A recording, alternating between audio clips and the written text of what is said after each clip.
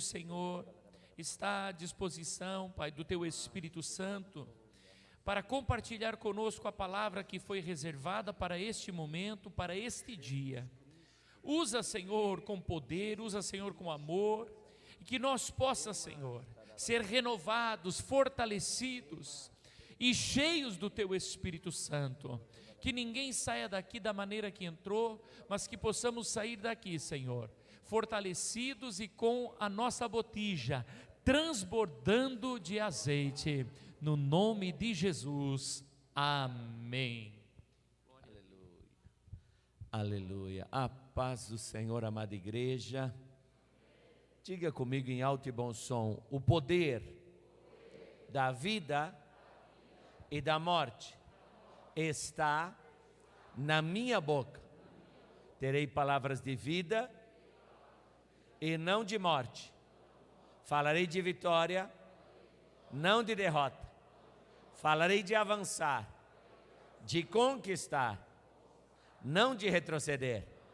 Falarei de coisas doces, não de coisas amargas.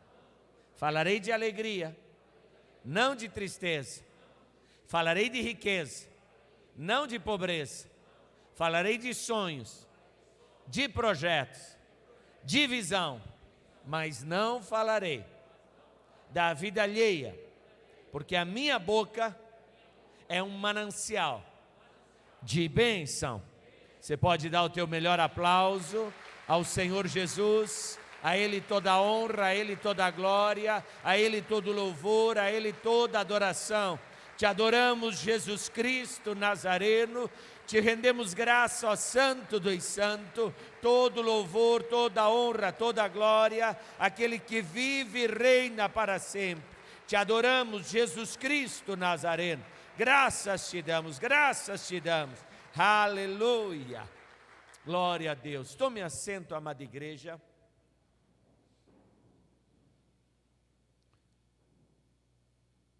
Uma das coisas mais importantes que existe na vida do ser humano é o nascimento de uma criança. Quando você se torna pai, quando você se torna mãe, eu acho que não existe milagre maior na vida do ser humano do que isso. E isso acontece a partir de um pacto de sangue. Muitos creem que o casamento ele acontece quando assina-se o papel, ou quando o pastor dá a bênção, mas o pacto é de sangue, é na tua intimidade, é no ato que acontece o casamento, e é ali onde é gerada uma nova vida. E nesse pensamento de vida, de crescimento, de desenvolvimento, de prosperidade, nós devemos nos lembrar do nosso pacto com Deus. Quando eu tenho um pacto com Deus, o que acontece com a minha vida? Então, se nós voltarmos bem no início, quando Deus coloca a mão no barro e forma o homem do pó do barro, e sopra na sua narina e traz a ele a existência, aonde Deus coloca o homem para viver? Num jardim, num paraíso, onde tudo estava perfeitamente equilibrado para o homem ter uma vida plena, em abundância, em perfeita saúde. E lá Deus ensina o homem sobre pacto, sobre aliança. Lá Deus ensina o homem sobre fidelidade, sobre obediência. E algo que me chama a atenção é que Deus ensina ao homem o temor.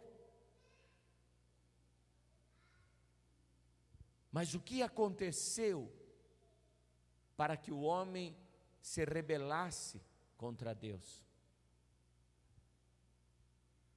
Onde nós deveríamos estar? Será que a terra teria que estar do jeito que está? E eu quero que você lembre que se existe alguma segurança, se existe alguma prosperidade, é por causa da igreja de Cristo. Se existe alguma luz no mundo, é por causa da igreja de Cristo. Mas imagine comigo, como seria se o globo inteiro estivesse debaixo do governo de Deus.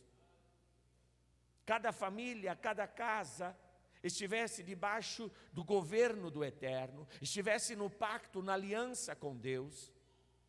Você entende? Onde nós estaríamos?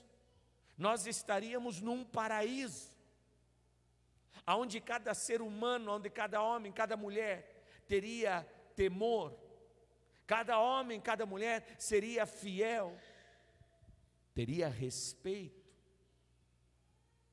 Diga comigo assim: respeito. Você imaginou uma sociedade inteira que soubesse respeitar, que tivesse temor? Você percebe que o problema nosso não se trata do que está fora, mas do que vai dentro? O problema da terra não é o clima, o problema da terra não é a chuva, não é o sol, não é as pestes, não é as pragas, mas é o que vai dentro do nosso coração. Por que fomos expulsos? Por que fomos expulsos do paraíso? Porque Deus disse ao homem: desse aqui não coma. Não é uma regra simples? Não é uma regra bem simples? Esse aqui você não toca, não coma deste. Todo o resto está liberado para você, mas este você não coma. Pecamos, falhamos, fomos expulsos.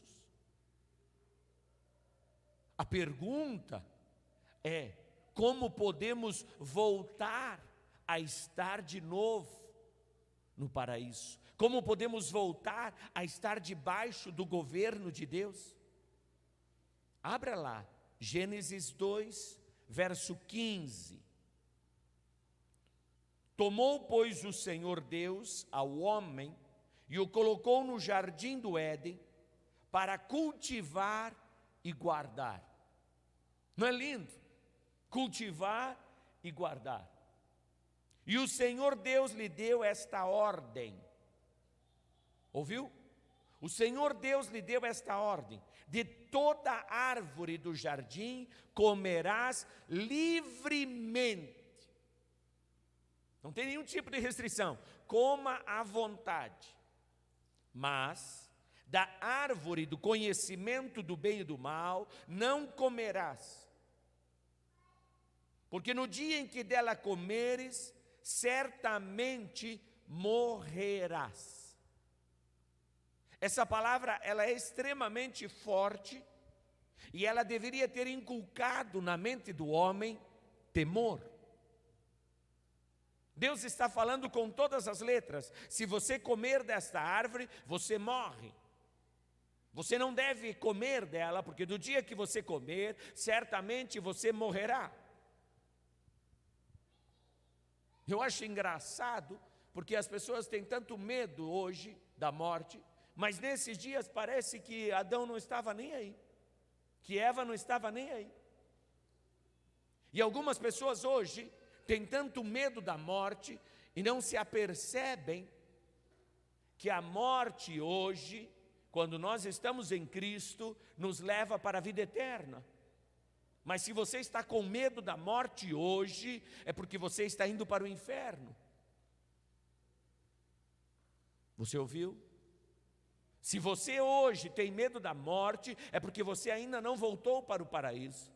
Mas se você já voltou para o paraíso, se você voltou para a árvore da vida, aleluia. É lindo, porque existiam duas árvores importantíssimas no paraíso. Uma era chamada árvore da vida e outra árvore do conhecimento do bem e do mal. A árvore da vida nunca foi proibida ao homem.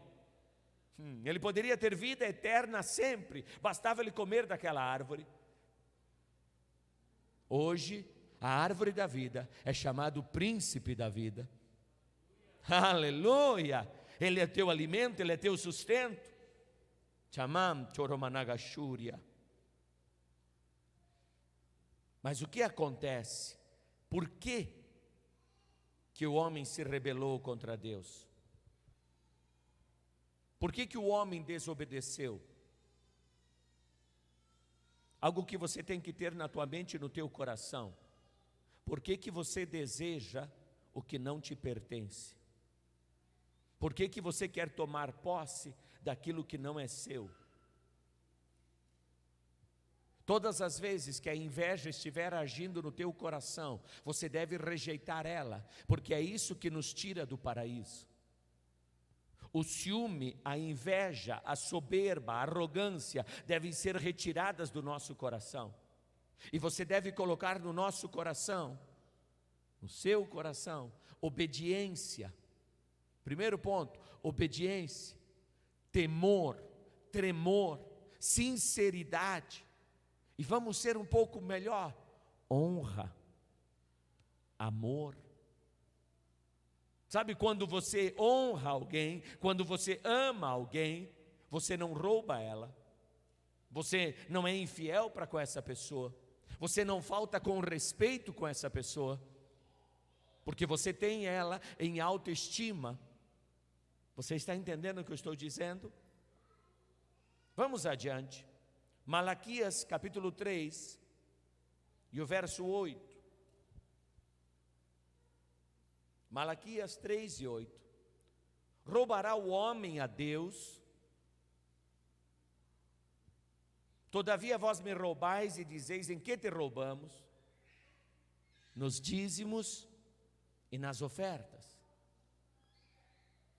Eu sei que dessa igreja eu creio que a grande parte é dizimista e ofertante. Mas eu gostaria que você conseguisse entender por que algumas nações e alguns países e até mesmo algumas pessoas vivem em tamanha desgraça, por que vivem em tamanha maldição. Não é outra razão, é falta de respeito, é falta de temor, é falta de obediência, é falta de amar. Você está entendendo? Todas as vezes que alguém não tem respeito, não tem honra, não tem temor, não tem amor, vai viver em desgraça. Mas aqui a palavra deixa bem claro, porque você me rouba nos dízimos e nas ofertas. Aqui você está pensando em dinheiro, mas lá no jardim do Éden era uma árvore, era um fruto. Verso 9: com maldição sois amaldiçoados, porque a mim me roubais, vós a nação toda. Ou seja, a nação que não honra ao Senhor é amaldiçoada.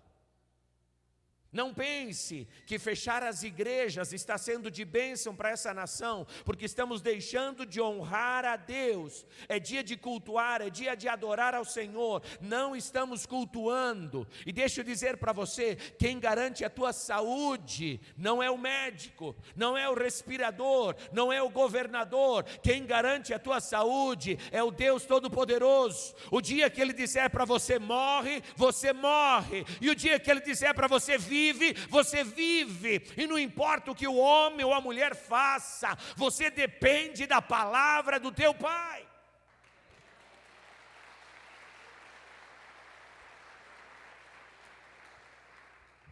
Você precisa colocar o teu coração em temor e tremor diante do Senhor, e você deve honrar a Ele sobre todas as coisas. Não se trata simplesmente de dinheiro, não se trata simplesmente de oferta, é uma questão pessoal, é algo íntimo. Sabe, uma pessoa, ela pode ser dizimista, mas todo o seu dízimo, todo o seu recurso pode ser tão pequenininho, tão insignificante, mas o que vai no coração dela, o que vai no coração dele, é o que Deus está olhando. É se existe honra, se existe obediência, se existe temor.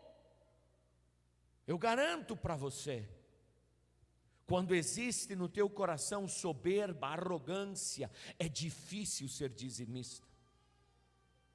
Ouça, não é uma questão de ter dinheiro ou não ter dinheiro, é uma questão de ter no coração humildade. Vamos adiante. A maldição sobre quem não teme ao Senhor. Você entende? Se não há temor, há maldição. Qual é o primeiro mandamento com promessa? Honra teu pai e tua mãe, e se prolongarão os teus dias sobre a face da terra. É uma promessa. Você honra teu pai e tua mãe, e o Senhor abençoará você, e tudo te irá bem. Percebeu? O que Deus exige do homem? Que você honre aquele que veio antes de você, que você honre os teus pais. Quando você está honrando os teus pais, você está honrando ao Senhor, porque Ele também veio antes de você. Você está entendendo? Então, a maldição sobre quem não teme ao Senhor. Mas, e eu e você, que tememos ao Senhor? Quem aqui teme ao Senhor? Malaquias 3, você está lá? Verso 16. Então, os que temiam ao Senhor falavam uns aos outros, e o Senhor atentava e ouvia. Você está lendo aí? Você teme ao Senhor? E falavam um ao outro, e o que o Senhor faz? Ouve. E havia um memorial escrito diante dele, para os que temem ao Senhor e para os que se lembram do seu nome. O Todo-Poderoso está procurando aqueles que o temem, e ouve o que eles falam, e olha para eles e diz: eles se lembram do meu nome. O teu pacto com Deus é uma questão pessoal, é a tua aliança com o Senhor.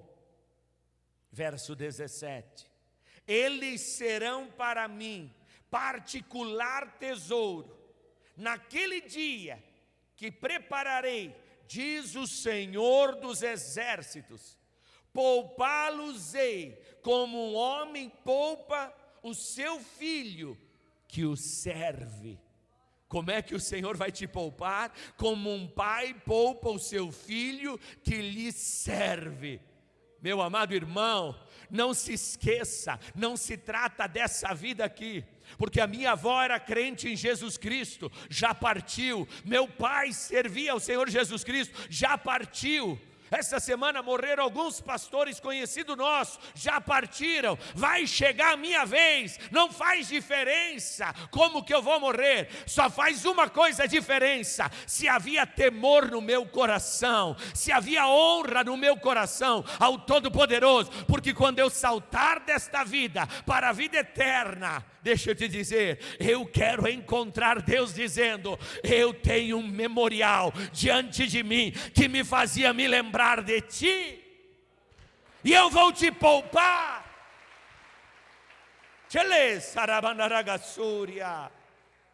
Verso 18, leia a santa palavra de Deus. Então vereis outra vez a diferença entre o justo e o perverso, entre o que serve a Deus e o que não serve. Vai chegar o dia em que todos saberão a diferença entre quem serve e quem não serve. Sabe, às vezes dá a impressão que o ímpio prospera da mesma maneira, que a pessoa que faz tudo errado prospera do mesmo jeito. Não se trata somente desta vida, mas se trata do dia em que você vai se encontrar com o Eterno, em que você vai se encontrar com o Todo-Poderoso. Naquele dia você verá a diferença. Você pode aplaudir o teu Deus?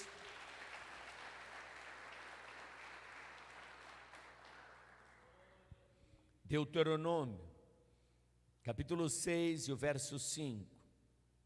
Amarás, pois, ao Senhor teu Deus de todo o teu coração, e de toda a tua alma, e de toda a tua força. Amar a Deus. Quando você diz que ama a Deus, é bonito. Mas quando você não perde culto, é prova.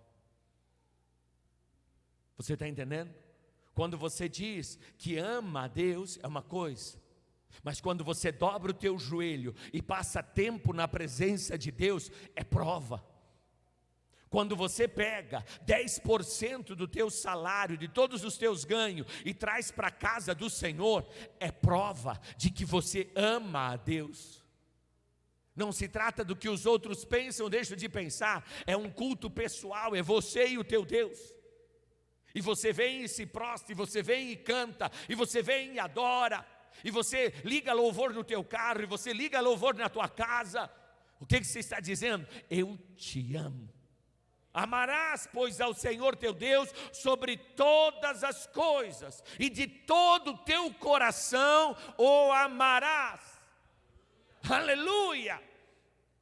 Entenda isso. Se Adão e Eva tivessem amado ao Senhor, não teriam comido da árvore. Quando você ama ao Senhor, você não come o teu dízimo, você não come as ofertas, você traz para a casa do Senhor. E mesmo que você não consiga entender como que funciona, por que isso, para que isso, você sabe de uma coisa: se o Pai mandou eu fazer, eu sei que vale a pena, porque Adão e Eva comeram e foram amaldiçoados e começaram a morrer, e agora o próprio texto diz que aquele que come disso se torna amaldiçoado. Então eu não quero ser amaldiçoado, eu quero ser poupado, eu quero ser cuidado. Então eu terei temor e tremor quanto àquilo que é sagrado, quanto àquilo que pertence ao Senhor dos exércitos. Você pode aplaudir o teu Pai?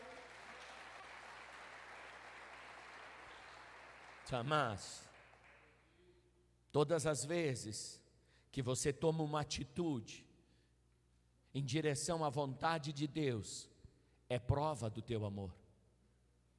Jesus Cristo não fala na palavra eu te amo, eu te amo, eu te quero. Não, não, não. Ele prova seu amor para conosco, morrendo na cruz do Calvário. Você está entendendo? A tua fé não se trata simplesmente de uma fala, mas de uma obra ao Senhor.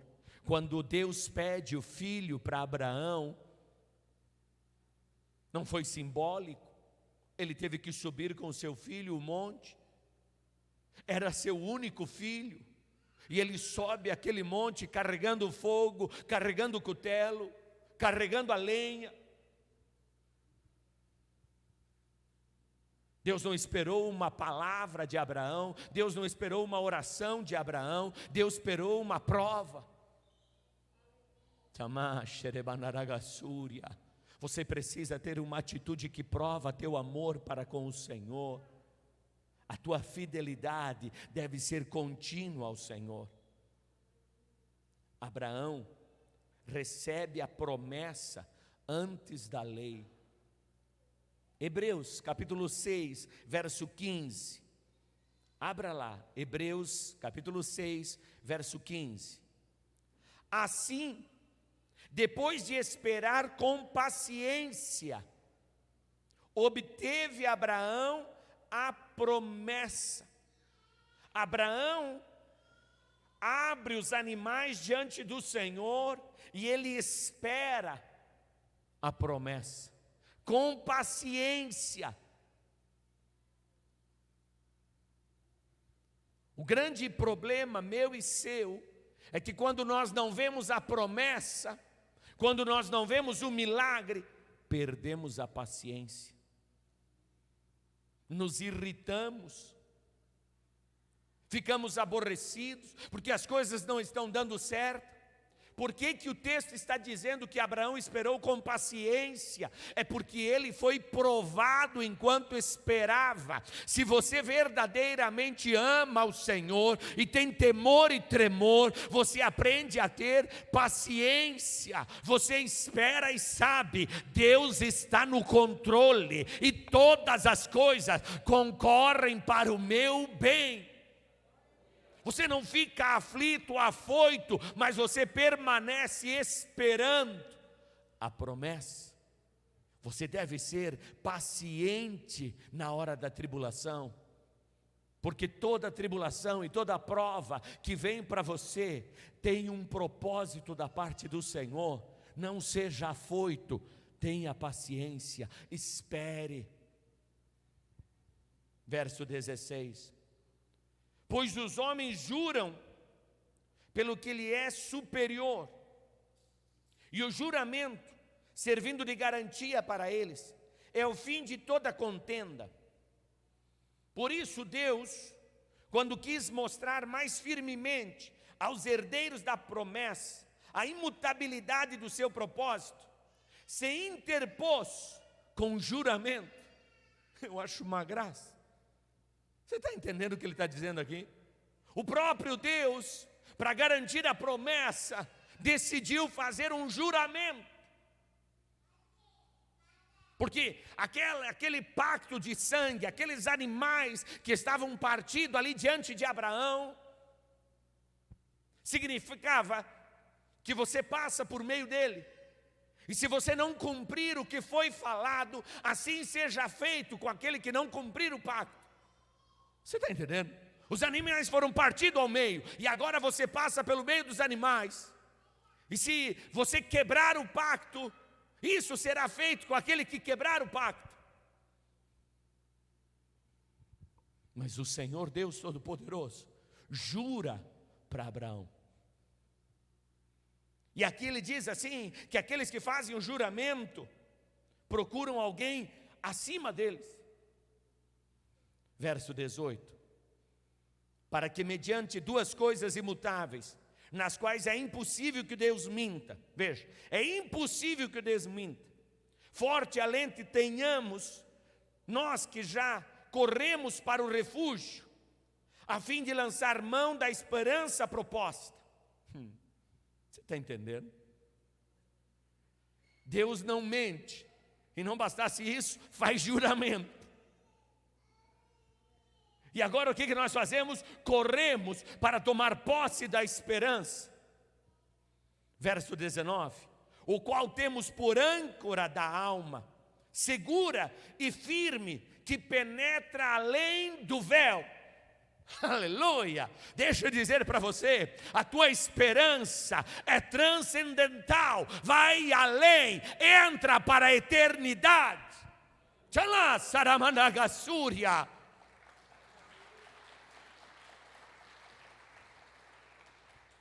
Verso 20: onde Jesus, como precursor, entrou por nós. Ou seja, Jesus entrou primeiro, tendo se tornado sumo sacerdote para sempre, segundo a ordem de Melquisedeque.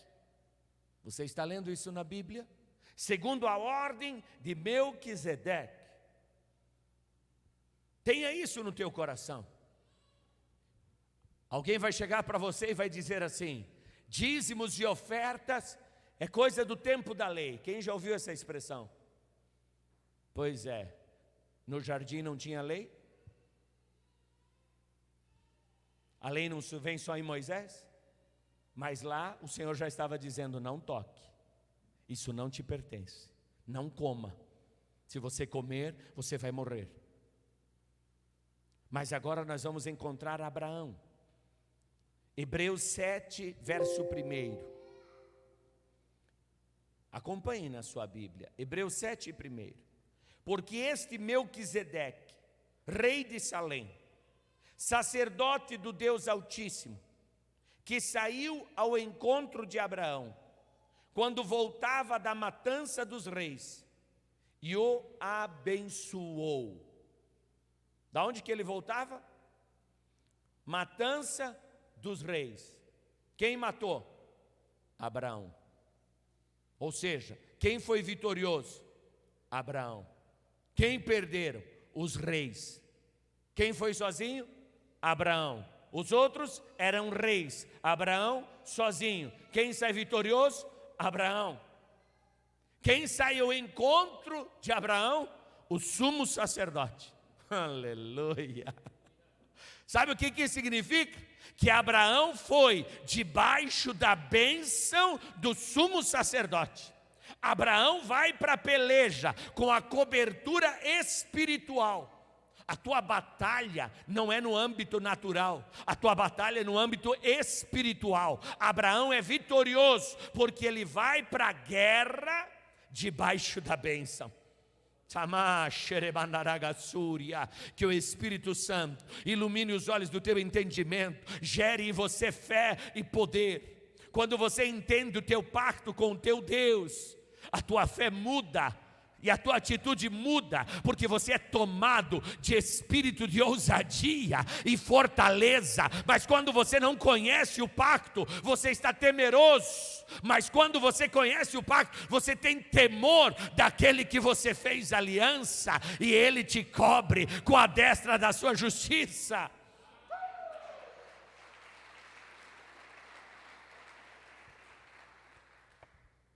Para você entender, a lei é dada por Moisés, 430 anos aproximadamente, depois de Abraão. Depois que Abraão partiu, 430 anos. É tempo. Mas o que Abraão faz antes da lei? Verso 2: para o qual também Abraão separou o dízimo de tudo. Primeiramente, se interpreta rei de justiça, depois também rei de Salém, ou seja, rei de paz. Abraão separa o dízimo de tudo. Para quem? Para Melquisedeque, rei de paz, rei de Salém. Aonde que estava o sumo sacerdote? Em Jerusalém. Lá estava o sumo sacerdote. E aonde que ele entrega seu dízimo? Para o sumo sacerdote. Chanare. Verso 3. Acompanhe na sua Bíblia. Sem pai, sem mãe, sem genealogia, ou seja, totalmente fora da lei, que não teve princípio de dias, nem fim de existência, entretanto, feito semelhante ao Filho de Deus, permanece sacerdote perpetuamente. Quem é Melquisedeque? Aquele que não tem princípio de dias, não tem fim de dias, aquele que não tem genealogia, ninguém sabe de onde veio, nem para onde foi, permanece sacerdote para sempre. Igual a quem? A Jesus Cristo. Alá, xeremanagassúria.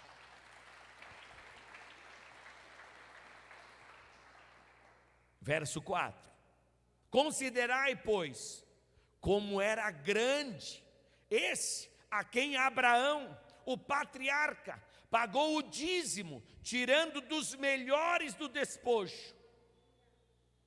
Tirando do melhor dos despojos, pagou o dízimo. Verso 5: ora, os que dentre os filhos de Levi receberam o sacerdócio, têm mandamento de recolher, de acordo com a lei, os dízimos do povo, ou seja, dos seus irmãos, embora tenham estes descendido de Abraão. Entretanto, aquele cuja genealogia não se inclui entre eles, recebeu dízimo de Abraão e abençoou o que tinha as promessas. Abraão tinha as promessas. E por quem Abraão é abençoado? Por Melquisedeque. Quando? Antes da lei. E por que ele é abençoado? Porque pagou o dízimo. E olha que coisa linda. Vamos adiante. É evidente e fora de qualquer dúvida que o inferior é abençoado pelo superior, ou seja, o menor é abençoado pelo maior. Verso 8: aliás, aqui são homens mortais os que recebem dízimos, porém ali, aquele de quem se testifica que vive. Ou seja, nós hoje pagamos a dízimos a homens que morrem, mas Abraão pagou dízimo àquele que se testifica que vive. E por assim dizer, também Levi, que recebe dízimos, ou seja, no tempo da lei, pagou nas pessoas de Abraão. A palavra de Deus está dizendo que os próprios levitas pagaram dízimo a Melquisedeque através de Abraão. Põe a tua mão no teu coração e diz assim: os meus filhos, os meus descendentes estão pagando dízimo através de mim. Deus, Ele é tão precioso, porque Ele vai de geração em geração. Quando você é fiel, o Senhor está dizendo: a tua descendência está sendo fiel, a tua genealogia está sendo fiel. Quando você está honrando ao Senhor, quando você está temendo ao Senhor, a tua descendência, que nem nasceu ainda, já está sendo abençoada. Entenda que a tribo de Levi não nasce de Abraão, a tribo de Levi nasce de Jacó, que é filho de quem? De Isaac. Ou seja, Jacó é neto de Abraão. Mas o Senhor está dizendo que, palavra de Deus, que os descendentes deles, os levitas, pagaram dízimo a Melquisedeque através de Abraão. A Bíblia diz: se eu amaldiçoar, amaldiçoarei até a 4ª geração, mas se eu abençoar, abençoarei até 1000 gerações.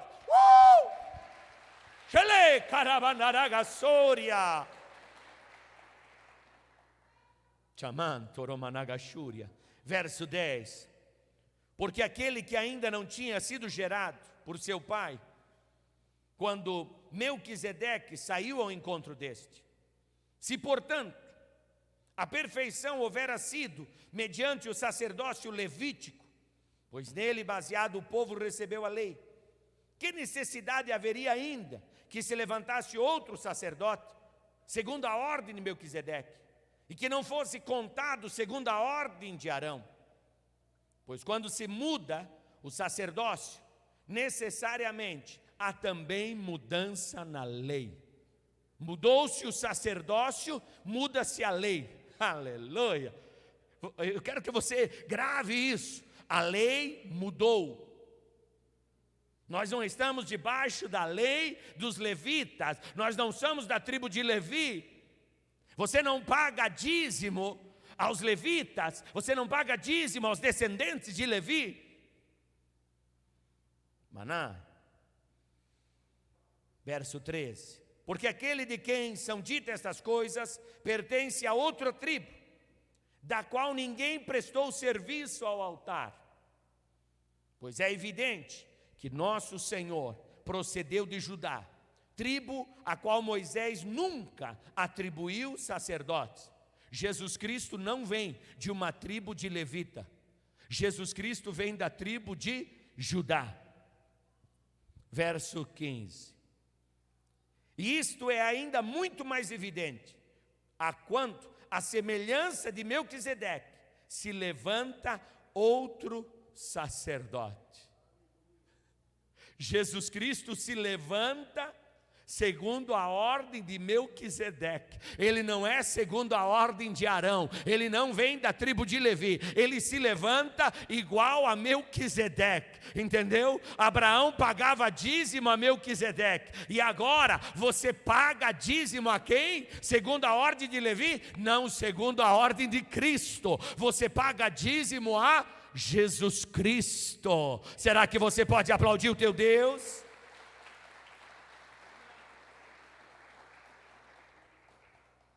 Verso 16: constituído, não conforme a lei de mandamento carnal, mas segundo o poder de vida indissolúvel, porquanto se testifica: tu és sacerdote para sempre, segundo a ordem de Melquisedeque. Aleluia! O teu Cristo é sacerdote superior aos levitas. E está cheio de gente querendo virar levita. Está cheio de gente querendo virar judeu. Deixa eu te dizer, o teu sacerdócio vem da ordem de Melquisedeque.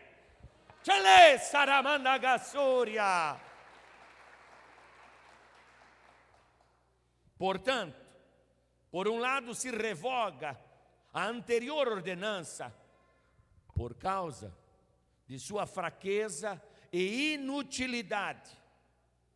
Verso 19. Pois a lei nunca aperfeiçoou coisa alguma. E por outro lado, se introduz esperança superior, pela qual nos achegamos a Deus. Aleluia! Se alguém um dia disser para você: ei, como que você está pagando dízimo? Isso é do tempo da lei. Você diz: é verdade, eu não estou debaixo dessas coisas fracas. Eu pago dízimo segundo a ordem de Melquisedeque. Eu pertenço a um sacerdócio mais forte, melhor e que realmente transforma o homem. Você pode aplaudir o Senhor?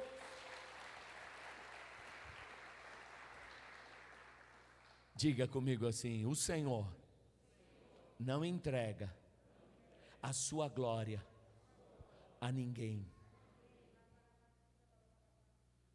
A ninguém. Se Abraão tivesse ido para a guerra e tivesse vencido e não tivesse pagado dízimo, ele poderia dizer que foi Deus que o abençoou?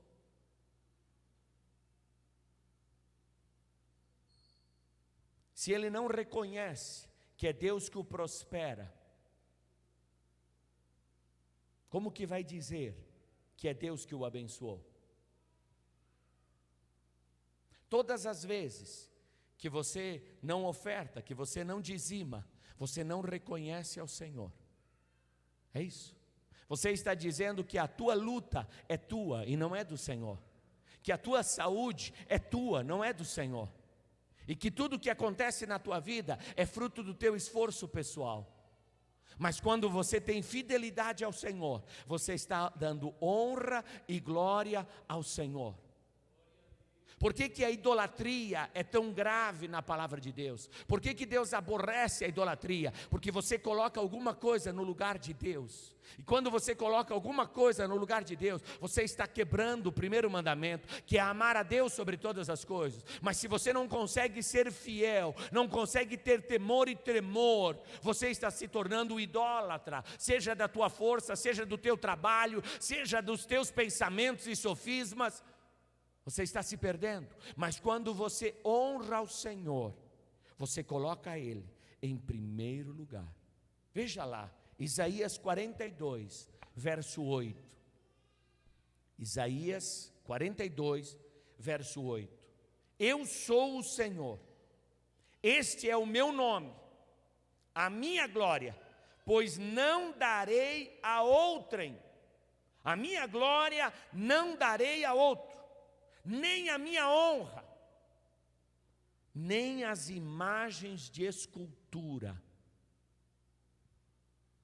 Quando você é fiel ao Senhor, você está honrando a Ele. Coloque-se de pé, amada igreja.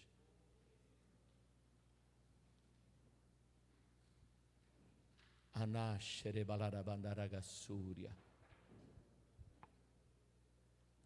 Levanta a tua mão para os céus. Fecha os teus olhos e comece a trazer a lembrança. Todas as vezes que você dizimou, traga a lembrança. Todas as vezes que você ofertou.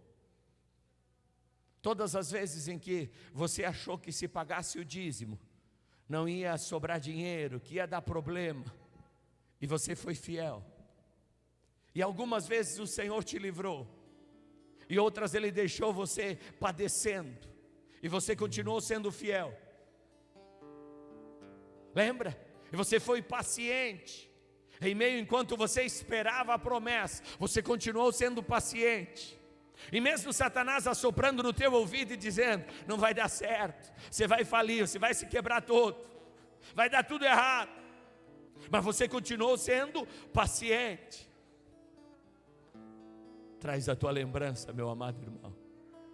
Cheremandaramanagashuria, tekemandarabasuiria, chelemandaragasuria. Você tem dizimado, você tem ofertado. ao teu sumo sacerdote, aquele que já adentrou e já está diante do Senhor, e a tua vida está ancorada nele. E não importa o que aconteça nessa vida, a tua âncora está bem firmada nos céus, porque você tem honrado e tem temido ao Senhor.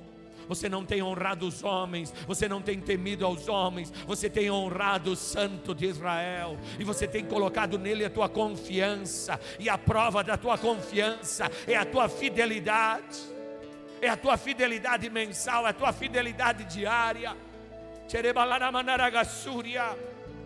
E o que eu gostaria é que você ativasse a sua fé e percebesse que Abraão, na sua fidelidade, teve vitória em suas batalhas. Deus dará vitória em tuas batalhas. Deus abrirá a porta para você, Deus abrirá caminho para você, Deus destruirá os teus inimigos, Deus te sustentará no deserto, Deus fará verter água da rocha. Se você tem temor ao Senhor, vai chegar o dia em que veremos a diferença entre quem teme ao Senhor e quem não teme. Vai chegar o dia em que o Senhor poupará aqueles que fazem menção ao seu nome. Tchele sarabanaragasoria, choramanto romanarabalabanagassoria.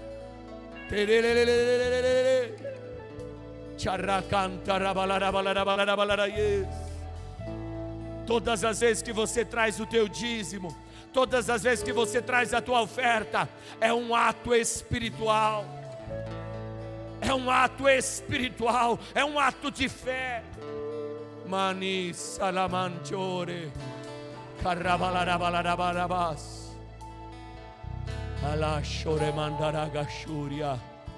Uma das tuas mãos esteja levantada aos céus,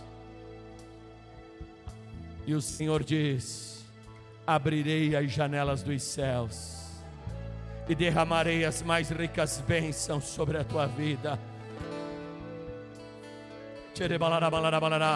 de maneira tal que você não vai ter lugar para guardar as bênçãos. Aleluia. Manista ramanara manaragasuria. Chelele calabasuiri alarabanara balarayes. Alashere balara manaragas.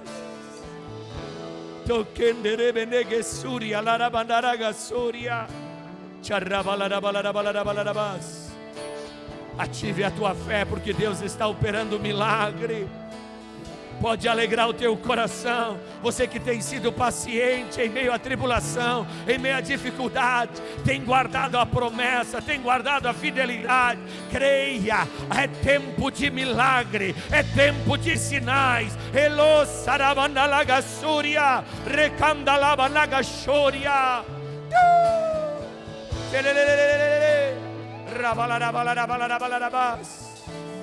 Apóstolo, mas eu ganhei a conta, levei um prejuízo. Alegra teu coração, seja paciente. Chereberere carabalaba nagasúria, manare condalaba nagasúria.